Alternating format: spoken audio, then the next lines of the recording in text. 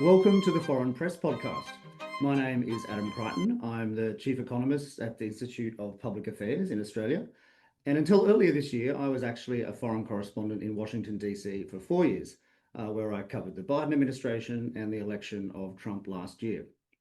Now, in this episode, we'll be discussing the fascinating topic of rare earths with Nisha McDonagh. Now, he is a senior lecturer in trade and geopolitics at Edith Cowan University. He's also a director of the MBA program at that university's School of Business and Law. Now, before that, he taught at the University of Adelaide, and he was awarded his PhD at the University of Auckland in New Zealand. And as you'll hear from his charming accent, he is originally from Ireland. He is very much an expert in rare earths. He's written numerous articles just in the past year alone on that topic. Now, before we get underway, I just want to give a special welcome to the foreign press correspondents out there in the US and globally who are listening. And I also want to stress that this podcast is a partnership of the Association of Foreign Press Correspondents in the US and also the Heinrich Foundation. The association is solely responsible for the development and the content of this podcast. So with all that, welcome, Nisha. Thank you, Adam. It's a great pleasure to be here today. Great. So rare earth. So, we all hear that phrase in the press now. We've been hearing it more and more, I would say. But I sense that a lot of people, including educated people, don't really know what they are. So can you just give us a rundown of what are these rare earths and why they are so important? Yeah, so look, Adam, these are basically crucial inputs for everything in advanced manufacturing in the economy today, right? So some of the things that these rare earth elements are crucial for are producing permanent magnets, right? So these include super magnets, as they're known. These are really strong magnetic power, and also they can operate at very high temperatures. So these are crucial across a range of inputs from EVs to the military. In the future, they'll be critical inputs for the growing robotics sector. So also the rare earth elements go into things like electric motors, high-end metal alloys in aerospace, across a whole plethora of consumer electronics, and particularly high-end stuff right here, computing equipment, the batteries that go into EVs and batteries more broadly that are going to backstop renewable energy, for example. Then in things that people would be more familiar with, catalytic converters, which are cleaning the fumes in your car. They're also important for petroleum refining, medical imaging, and ceramics. And look, the list keeps going. They're everywhere as inputs to advanced industrial activities. And then if you also connect that to defense, right? And so defense is a very important sector for governments, particularly in an era of rising geopolitical tensions. In defense, again, there's obviously a lot of dual use technology today in defense. So high-end consumer electronics, etc., are also technologies that are critical in defense. And also a lot of defense technologies feed back into the private sector. So it's flowing back and forth. And so defense is heavily reliant on these for a lot of goods that we just discussed, but also things like laser, night vision equipment, targeting systems, and so on. So again, these are really crucial inputs that underpin modern life in many ways. Okay. We also hear a lot about critical minerals. In fact, I think President Trump said critical earths recently in a press conference and got them confused. So is one a subset of the other? What's the difference between these two things we hear all about? Yeah, so look, the concept of a critical mineral, there's no such natural occurring critical minerals. Minerals only become critical to humans when we need them for certain types of activities. So a critical mineral and a critical mineral list is basically a political designation, right? It's what a government decides on, but they decide this obviously on empirical grounds. Normally, that's what you would hope government policy is built on, at least. And so in this instance, it is the critical minerals are basically defined as any mineral that's essential to economic or national security of a country and that has a high risk of supply chain disruption if you need to import that for your industry to use. So this is the crucial component here of the critical mineral list. This is really only makes sense in a globalized world economy where supply chains are very long, where often we don't know where every part of that supply chain is coming before we get a final good, and where countries and governments and their industries are heavily dependent on third parties to actually supply those minerals. And if there's a high risk of supply chain disruption, that's when a mineral becomes a critical mineral from a government perspective. And then, so the key characteristics for most governments, right, would be things that are vital to your manufacturing sector, your defense, or your clean energy, high tech.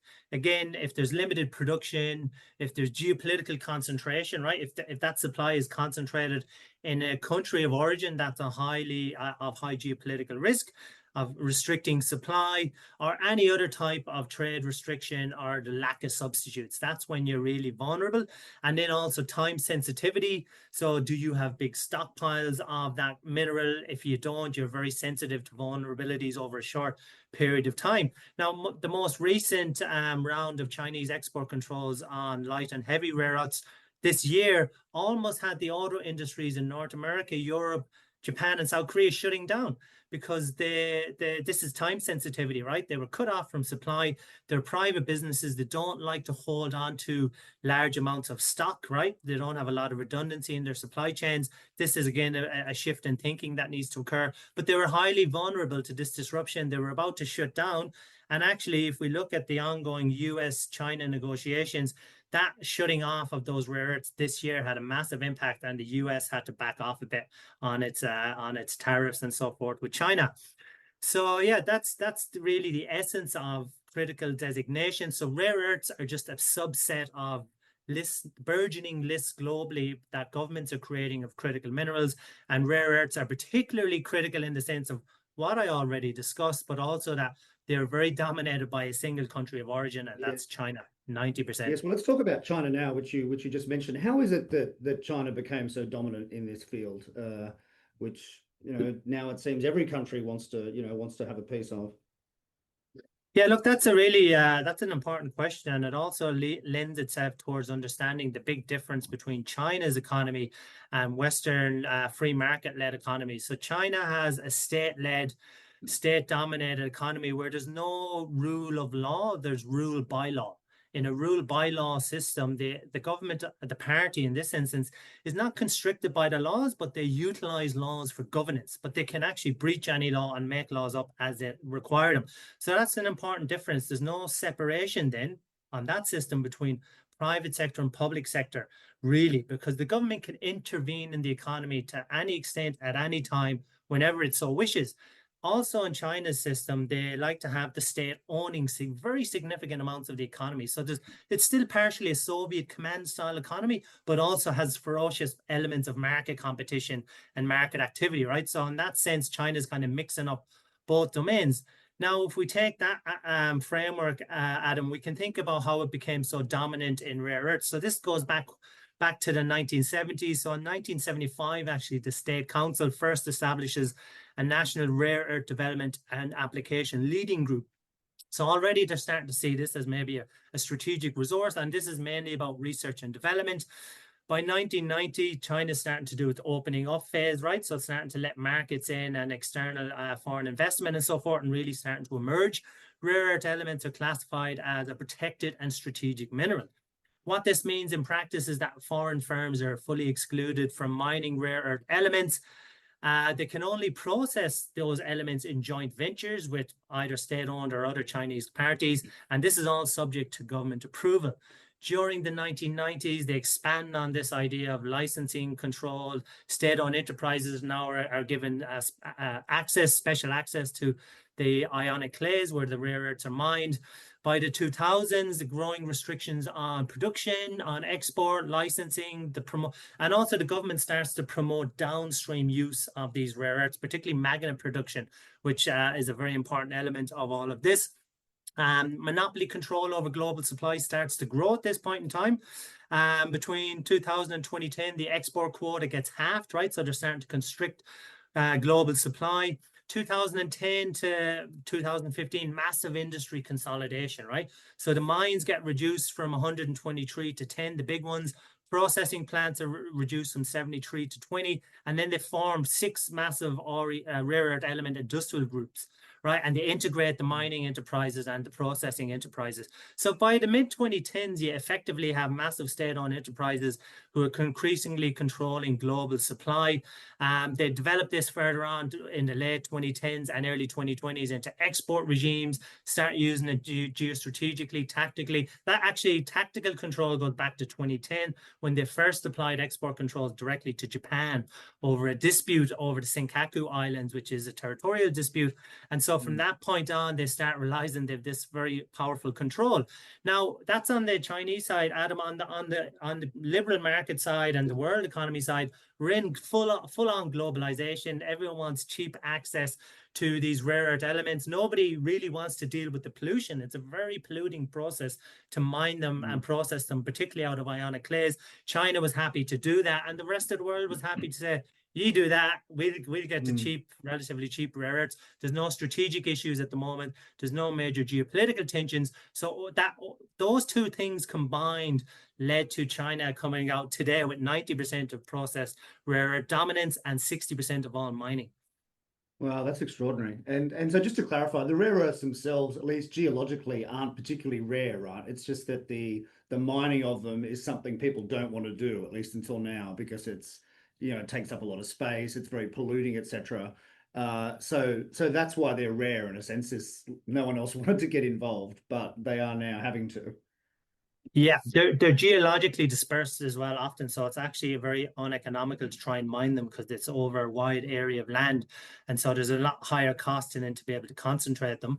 But what we're starting to realize now is that a lot of the previously mining operations for other metals and minerals and there's leftover material they can, and it's already concentrated, a lot of that can actually now be mined for rare earths. And so that's what some of the contemporary operations are actually just, and Iluka Resources in WA will do that. They'll start mining pre-existing material from previous mining operations. But it's dirty business no matter what, and it's expensive, and actually the processing, Adam, is really challenging, right? It's not like iron ore or gold where there's a few steps to get your final product.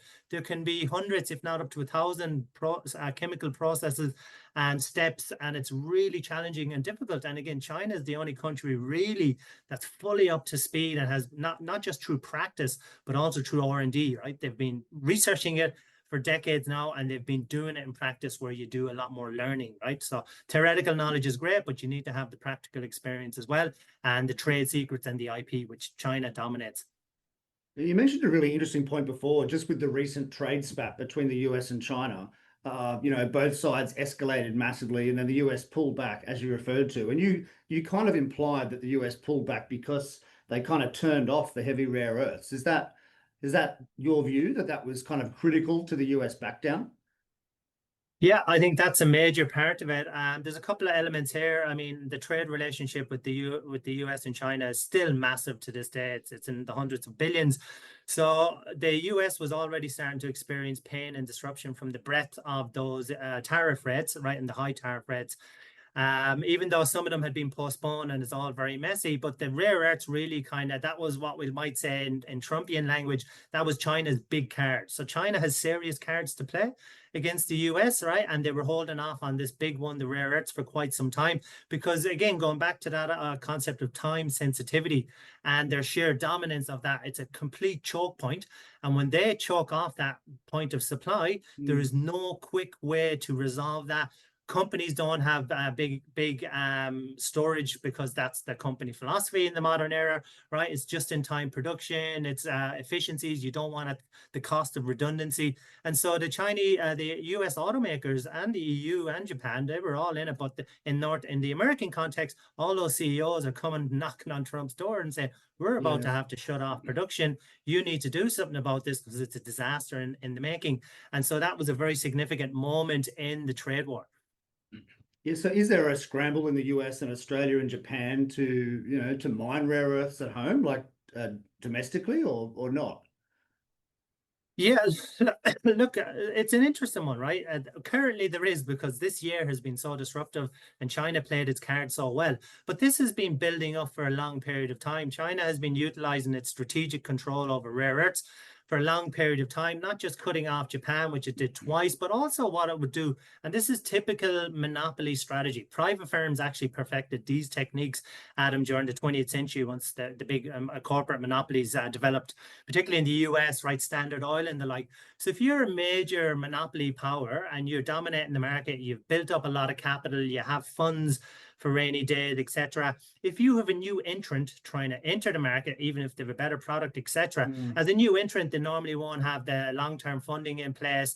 They'll be more vulnerable, and you can just crash your price. You can take a loss for 1 year, 2 years if you must, right? Because you've got your big economic moat to protect you, and so you drive the new entrants out of the market, or if they enter, you kill them, right, within a year. And then over time, what happens is that investors say, you know what, we're not even trying this market because we know what will happen. Not only are we not playing a fair economic game, but we're actually playing against the government of the biggest or second biggest and biggest by purchasing power parity economy in the world. And that government doesn't care about commercial losses if there's a big enough strategic gain to be had. And so private investors have not invested in that market, and the governments haven't done much, despite the fact that this was on the cards, what happened this year. They've been very lethargic around doing anything significant that would bring investors in. That's changing this year, Adam, and we can go into that a little bit if you wish. Yes, yes. No, I mean, I noticed in the press recently that the Pentagon actually took a stake in a US rare earths company. I think MP Materials it was called. And I think I was also shocked to read that was the only US rare earths company, or the only mine or something, which is pretty extraordinary. Yeah, so look, it is extraordinary, right? Outside of China for heavy and light rare earths. So the light rare earths are neodymium and praseodymium. They're crucial inputs for permanent magnets. And then for the high strength permanent magnets, you need terbium and dysprosium. There's only one company outside of China that has significant supply, and that's Lynas Resources, right? That's an Australian firm.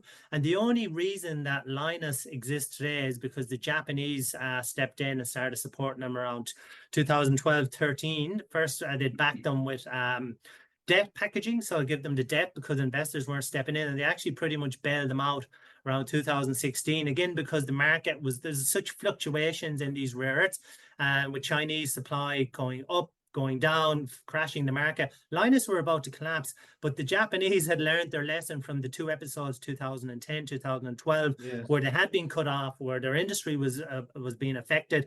And so they've supported Lynas, and they reduced their dependency from around, same as everyone, at the 90% mark down to about 60% today. So that's much more flexibility, right? And that's mainly through their work with Lynas, right? So you have Lynas, okay, they're going well. They've just started doing terbium and dysprosium as well. The big news at the moment, right? And so Australia, the Australian federal government has a major strategy here, and that's at the heart of that paper that I recently wrote for the Heinrich Foundation. It's titled "Australia's Rare Earths Lie Between Economic Security and liberal markets," right? And so Australia has a position has a lot of these rare earths, has got the land space, and it has got the mining expertise. And so it could offer the world a new source of ex-China supply.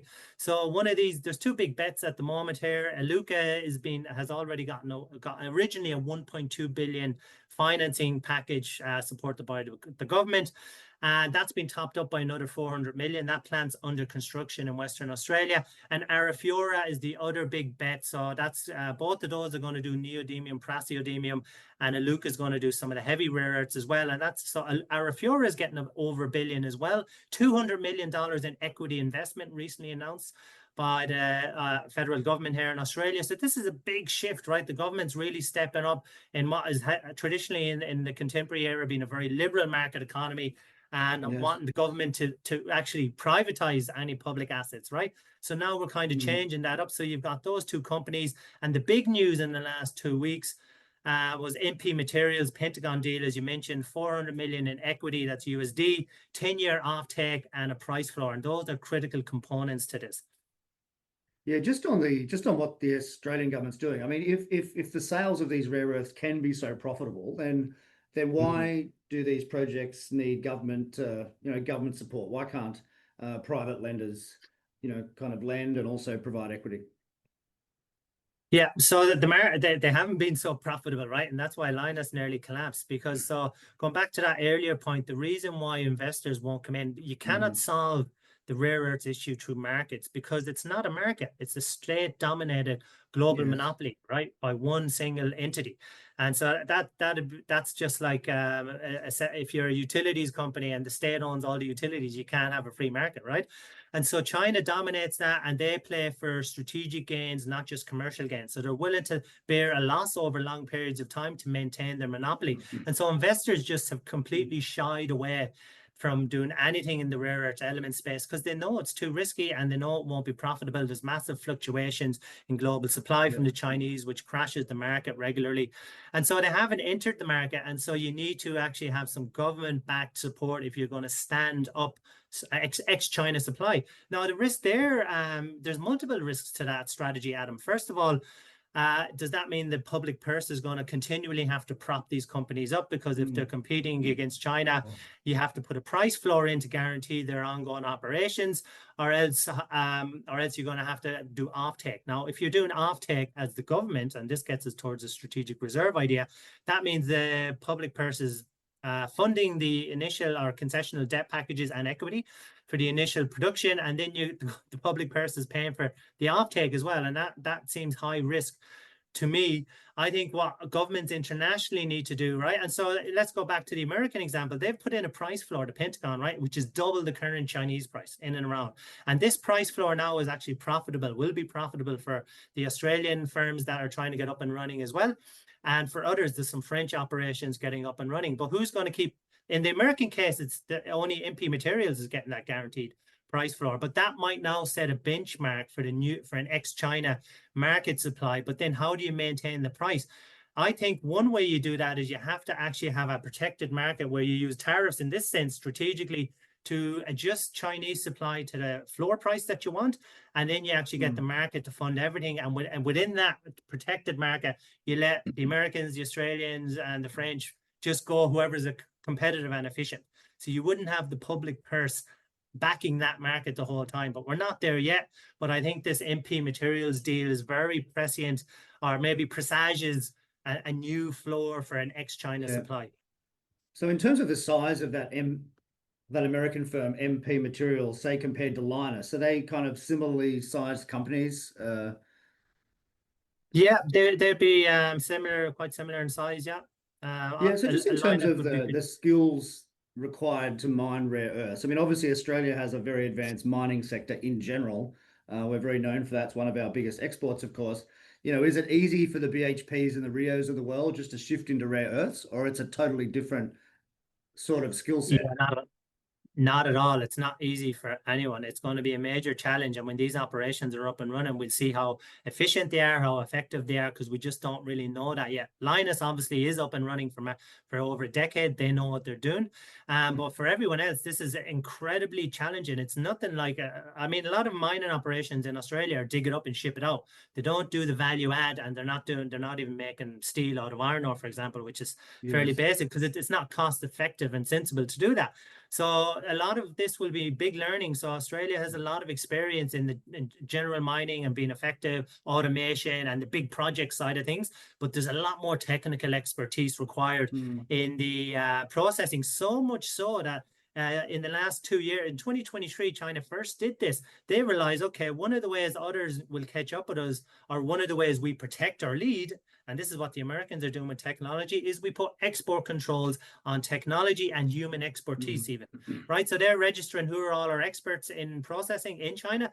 They won't let them out of the country, or they're tracking their movement. They want to know what countries they've been in. And I assume they won't let them out if they think they're high value targets for other countries to get IP transfer. So it's not like you can just set up shop and start processing these rare earth elements. It's one of the most difficult type of metallurgies that you can do.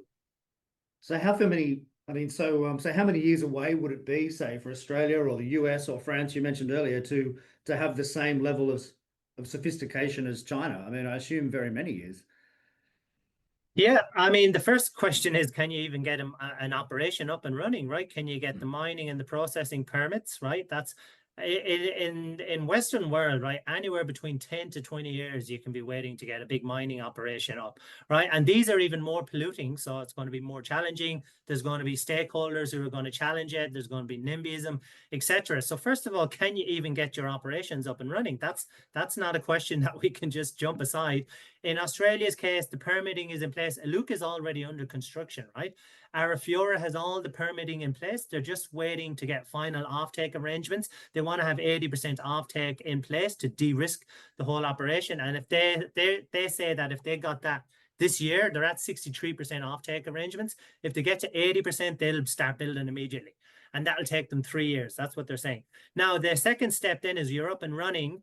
Okay, there's a lot of R&D out there. You can check up on a lot of that research and access it, but having research and actually implementing are two different things. So those new processing plants will take time to learn by doing, to become more efficient, become more effective. So they'll probably be a lot behind the benchmark leaders in China at that level. But look, certainly in Australia, we can and are getting these up and running. Lynas has expertise as well established. For other countries, MP Materials has some background in this, but elsewhere there'll be big challenges. The French Solvay, they've done this before, right? They can get up and running, but everywhere else, if you're starting fresh, I mean, it's a Herculean task really to catch up. Yeah. So what would China make of all this? It's obviously observing that, the US and Australia are trying to, become more advanced in rare earths. Are they going to try to retaliate or stop it in some way? Yeah, so the things they've already done around the technology export controls, that's their main initial response thus far. And so again, they're mimicking a lot of the type of controls the US has put on generative AI and semiconductors to prevent technology leakage to China. China is now doing that in reverse because it's a technology leader as well in a lot of areas. So I think that's the main one. They'll also can try and manipulate market prices to impact new entrants. So again, the MP Materials deal with a price floor and an offtake. So let's go through both of those. The offtake agreement is that the Pentagon guarantees MP Materials that every year it'll buy X amount of product for 10 years. On top of that, it's not even saying we'll buy that at market prices. We'll buy that at a fixed minimum price. So we'll buy that at double the current market price. So MP Materials can say, and its investors can say, okay, we've got 10 years, we have this amount of income, we've guaranteed, we know it's very stable, we can invest, we can make the leap. So China can't manipulate prices to impact MP Materials. They're well protected now. In Arafura and Iluka's case, they're more susceptible to that type of response, which has been used historically. And so my concern for those two businesses is when they get up and running, what happens if the market crashes? They have to sell at that market price. Is the government thing going to? The government kind of nearly has to. They've put so much into it already. It becomes a too big to fail type thing, right? You think about the banks in 2008. It'd be something similar. Can you let these projects fail? And if you can't, are you then implicitly implying you're going to move to a price floor yourself, which would have to match the MP Material deal? And so is the Australian government doing the same thing with that price floor for our producers, or is it kind of globally? Does the American one help us? It won't help directly. I think indirectly it may create the conditions for an agreed type of price floor for ex-China supply, and that would then be something in like a security partnership, a security trade relationship where you have that protected market that you can supply. So I think that's the main help. At the moment, the government is talking about a strategic reserve here in Australia, and if they do a strategic reserve, that would involve long-term offtake agreements with Iluka and with Arafura, you would presume. And then so that would give both of those firms some sort of long-term selling assurances, but it doesn't give them the price floor at the moment. There's been no talk of that here.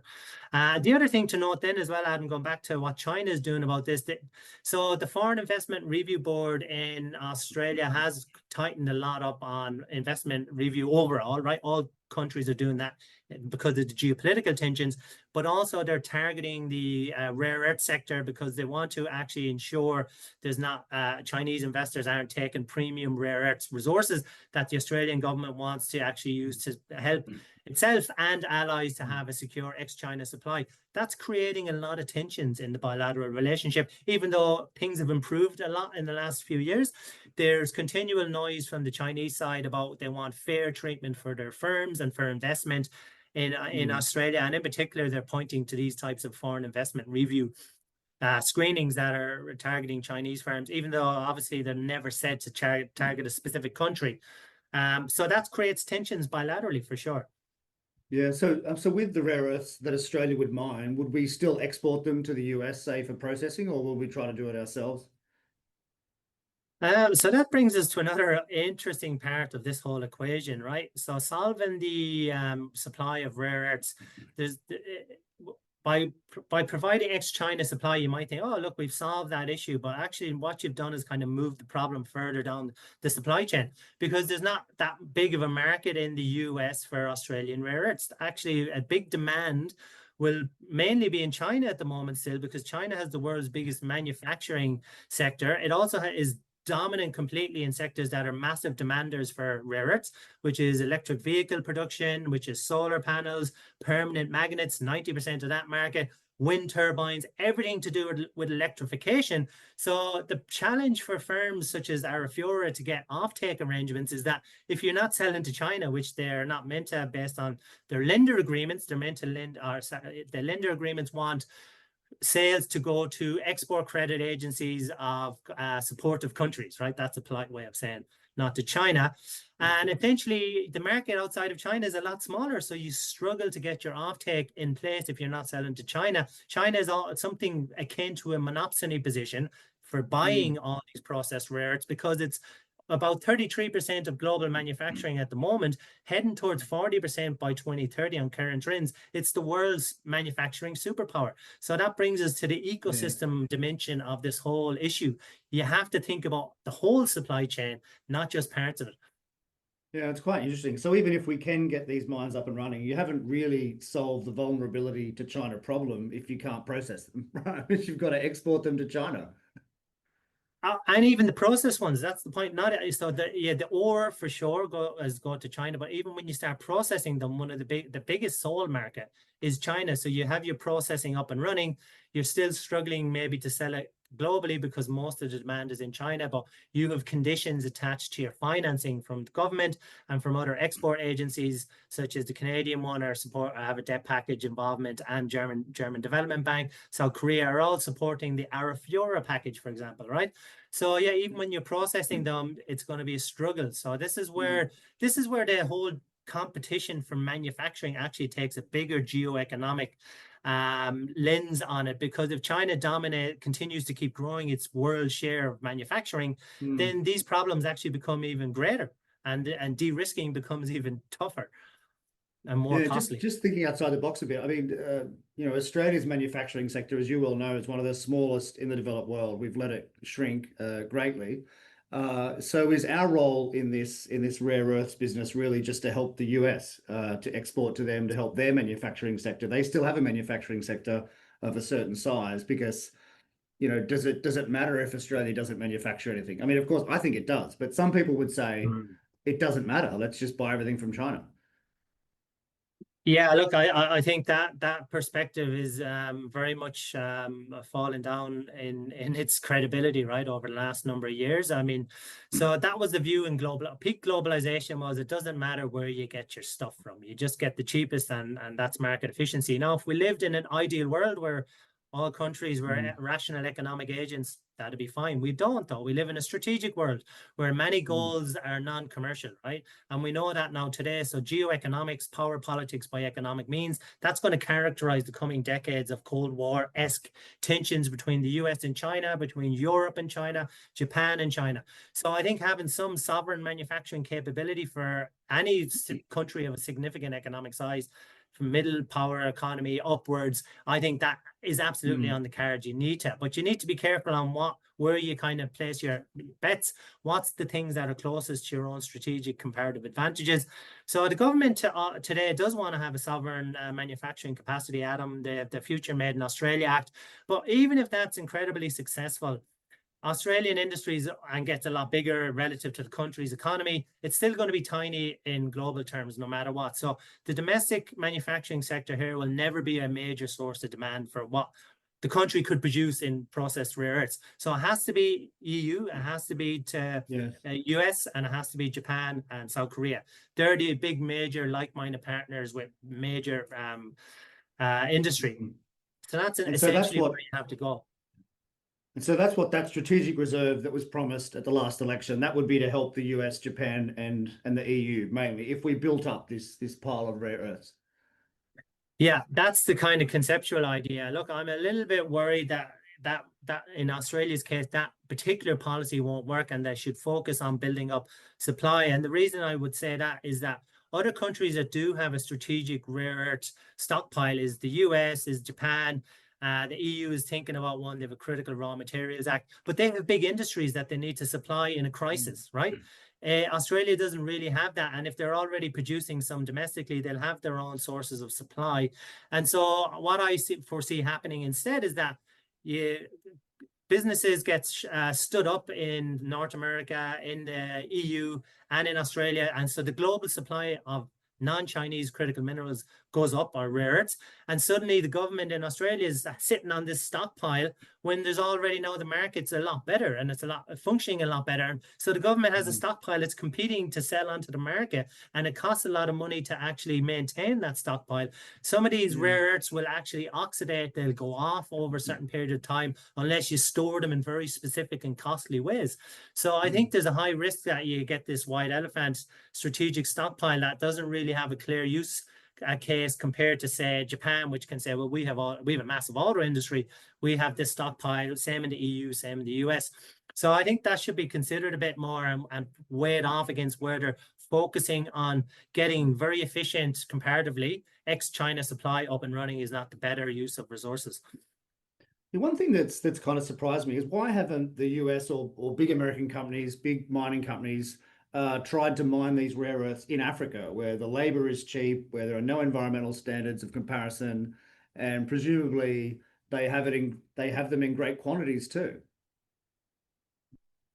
Well, it's the same. It's similar to a lot of the reasons why the African continent, obviously, and there's many countries there, so there's differences across that, but the continent as a whole has struggled to grow economically, mainly often to do with political instability, political risk for investments, all that sort of stuff. And so these type of mining investments are the most susceptible to political risk because they're over 10, 20, 30-year lifespans, often a 30-year lifespan for a big mine. Then you have the human capital required, high-end expertise. So that type of product and investment just doesn't go well under conditions of low economic growth, political instability, and also they wouldn't be near the big manufacturing sources. So there's all those reasons I think would come into the African question, Adam. Yeah, and just a question on Japan too, because obviously there's been a lot of historical enmity between China and Japan, and of course Japan has a huge manufacturing sector, advanced sector. Do they have any homegrown kind of rare earths, or they're totally dependent on China, basically, for their manufacturing sector? No, so they've diversified with Lynas primarily. So in Japan's case, it's a relatively small mountainous island compared to the population. So mining rare earths would be challenging in Japan. As I best understand it, there's not a lot of easily accessible resources, which is why, for instance, they've been developing technology to mine the seabed. Right, and they're looking at that very seriously, but they have diversified. They're more diversified than most other economies because they've used Lynas to help them diversify. They've put in a few other initiatives, so they moved down to about 60% dependence, which is a lot lower than 90, right? And gives you a lot more flexibility, and they have a stock, a reserve of critical minerals as well, kept for that proverbial rainy day, which we had quite a few of those this year. Yes. Yeah, you mentioned the volatility of prices, and of course that's partly due to the fact that China can effectively set the price, right? Or at least has been able to set the price. What sort of range are we talking about kind of in the volatility of these minerals? I mean, how high has it been, per unit, and how low has it been per unit for whatever reason? Yeah, so look, at the moment it's about so NdPr, which is a very heavily traded one, the neodymium, praseodymium for the permanent magnets and EVs, that's around $50 per kilogram at the moment. That's kind of one of the lower ends, and then it can go up to double or triple that. And when we Wow. had that EV boom, or there was kind of belief that we were in the opening innings of an EV boom, and the lithium prices went crazy, that also was a period of time when the likes of NdPr massive went up much higher again than historical levels, and then has dropped back. But look at the $50 USD per kilogram. That's a big challenge for non-Chinese firms to do that profitably, because they have much higher ESG standards. They Yes. have much higher labor standards, and they don't have the incentives, or didn't previously anyway, of cheaper subsidized loans, cheaper subsidized land or free land, cheap and subsidized electricity. And the whole Chinese economy has a layer of subsidies in all the strategic sectors that far surpasses anything in the West. So yeah, that's the range, and that's the challenge, is that ability to work at a loss that Chinese firms Yeah. take on. So some people talk about Australia one day being a, rare earth superpower or whatever. But I mean, is the market ever going to be as large or profitable for Australia as, say, iron ore or coal? Could it be that big? No, not by any means. Look, it's a somewhat the interesting thing about the rare earth elements, even though they go into everything, it's very in small, usually in very small amounts, right? So it's kind of a niche product. And just to give you some comparisons on that, so we were thinking about the trade value of rare earth elements in 2023. So cross-border trade, that's about $10 billion worth between the ore, the basic ore, and then the processed minerals as well. Now, so 10 billion, right? You think something like copper ore, that was 90 billion in 2023. Iron ore would be higher again, right? So the market is a fraction of that by value and by volume. So copper ore, we'd be looking at 55 million tons a year at the moment currently. NdPr oxides about 40,000 tons, right? So Wow. much Okay. smaller. But if we think about price per ton, so copper in 2023 about $1,600, whereas NdPr you're looking at 70,000, right? It's that kind of per Yeah. ton. So it's a niche product, but it's a critical product, right? To go back to that designation. Yeah. Now, it can be a reasonably good sized opportunity for Australia, but not at the level of iron ore, coal, liquefied natural gas, those ones. The sheer bulk and volume of those Yeah. it'll never compete. But there's another element then, Adam, is the advanced manufacturing and just moving into the downstream. So doing more value add, if that's part of what the country wants to do and needs to do, which I would agree it is, doing that helps move into downstream in the rare earths, and also builds out technical expertise. And I think this was often missed in criticisms of industrial policy. There's a lot of knowledge transfer that feeds out into other sectors of the economy. The whole economy lifts up when you've got areas of expertise and quality, and brings up the technical expertise and feeds into other sectors. And so there's a general uplift that you don't get if you're offshoring everything, right? And so now, because there's a geostrategic imperative, that's more recognized. But development economists would often claim there was bigger picture reasons to do more industrial policy than countries did in the 2000s and 2010s.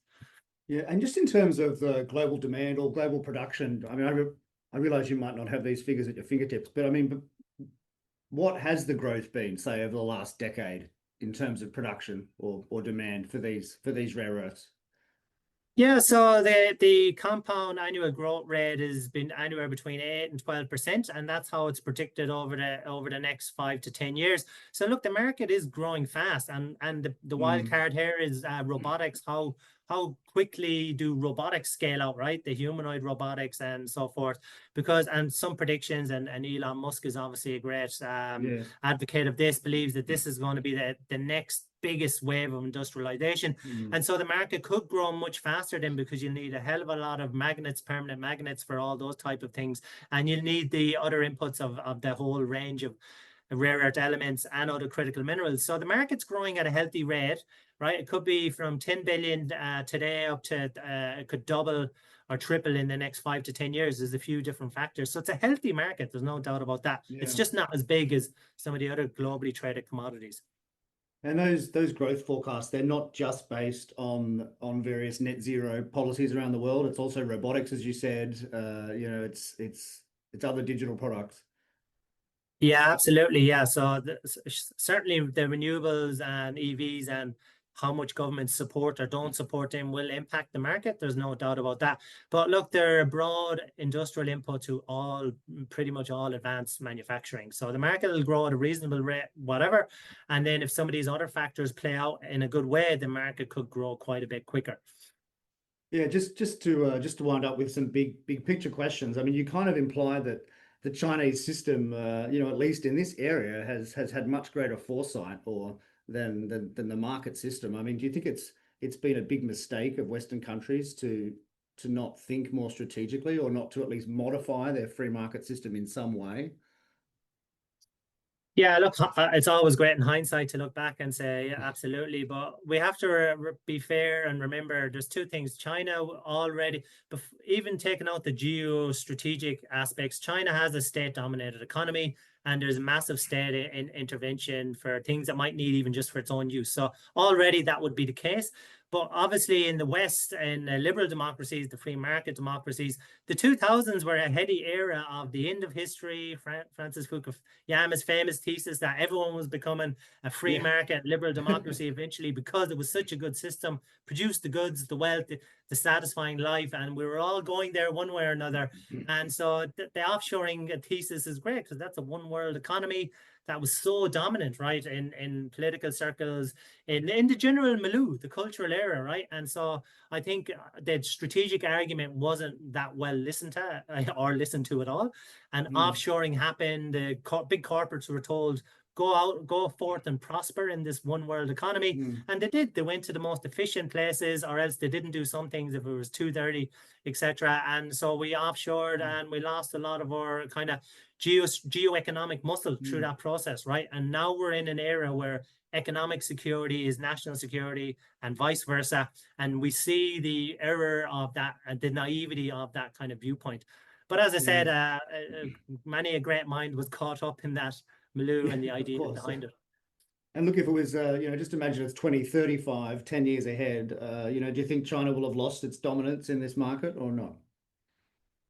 Look, I think we're probably heading towards geopolitically separated ecosystems. So in that sense, China will have lost its hold over the US, the EU, and its partner countries because they're already working to change that. It will take time, but absolutely, there's going to be separate. The most strategic markets are heading for separate geostrategic ecosystems. Right, we're seeing that in semiconductors and the machine tools for semiconductors and rare earth elements. Defense has always been like that. Think about the defense markets.